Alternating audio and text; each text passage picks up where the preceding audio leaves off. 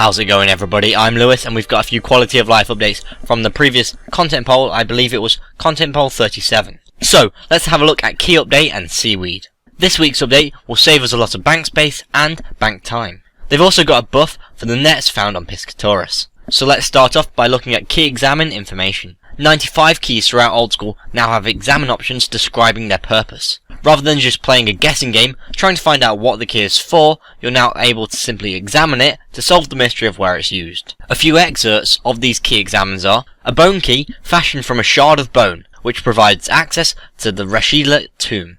A key to the Witch's Shed, which is used in the Witch's House quest. And formerly the property of the ogre Tobin, used in the Watchtower quest. Let's move on to the Piscatoris nets. The nets found inside Piscatoris that can be searched for seaweed have received a buff. It now takes just 3 seconds for the seaweed to respawn in these nets, rather than the usual 15 to 21 seconds. Hopefully this will allow a lot more seaweed to get into the game. Moving on to the HP skill guide update.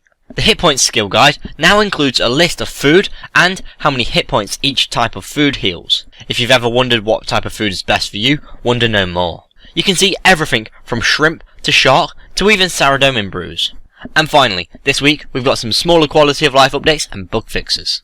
They made some changes to the way that NPCs decide whether they retreat or retaliate to help prevent some unwanted behaviour where NPCs neither retreat or retaliate. In particular, this affects how monsters such as Callisto and Vishan will behave when lured to the limits of their wander range. However, you've got to remember that this change applies to all monsters with a long range attack throughout the entire game.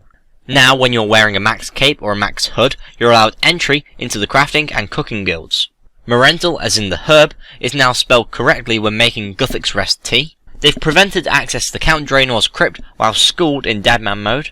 The Black Kite Shield, H2, now alchemizes for the correct value.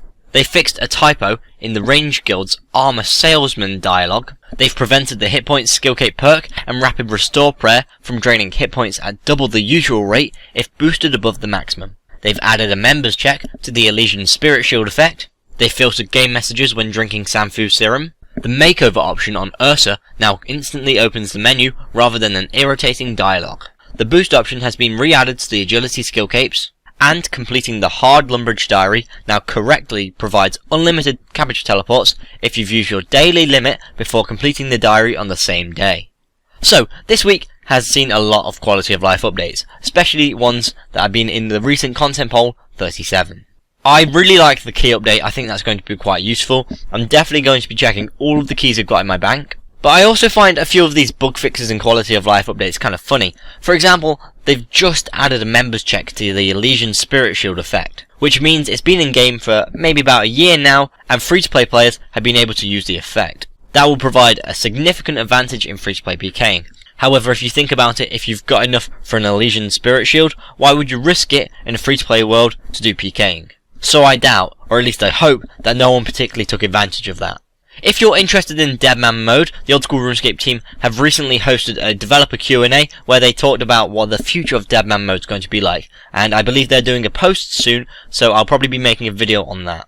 As always with their developer Q&As, they will be posting it on YouTube, so if you have the time, you can go and find that on the Old School RuneScape YouTube channel.